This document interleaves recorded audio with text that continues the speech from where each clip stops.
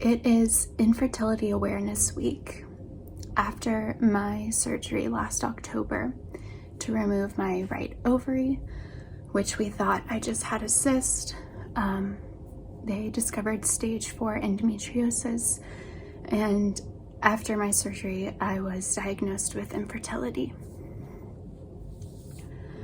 I know that I don't have to share publicly, of course, but when I found out this week that it's Infertility Awareness Week, it felt like the right time to share my story, because I know that I'm not alone.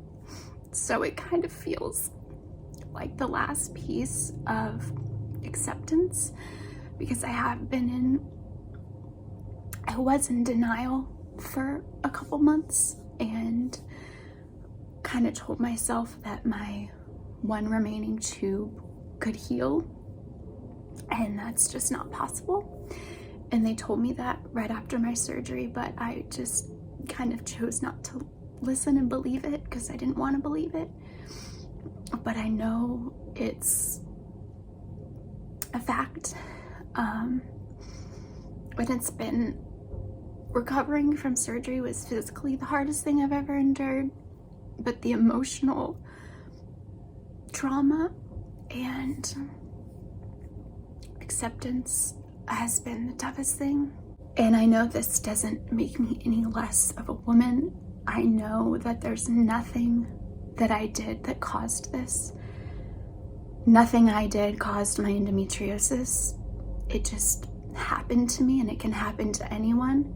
And infertility doesn't discriminate. It can happen to anyone, and there's no freaking reason for it.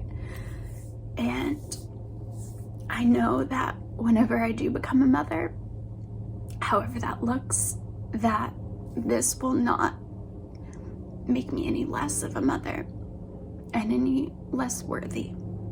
So I know that I'll be the best mom.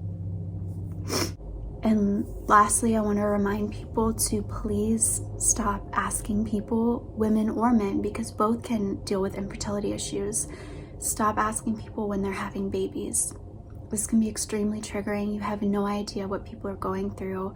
You have no idea what they have already found out about their fertility. So let's just stop with those questions entirely. If someone wants to bring it up to you, they'll say it on their own. So thank you for listening to my video, and sending love to everyone who is also in the same boat or has been. And I know that I will get through it, and I already am, but I also know it's going to be something that is always with me and something I can't erase. So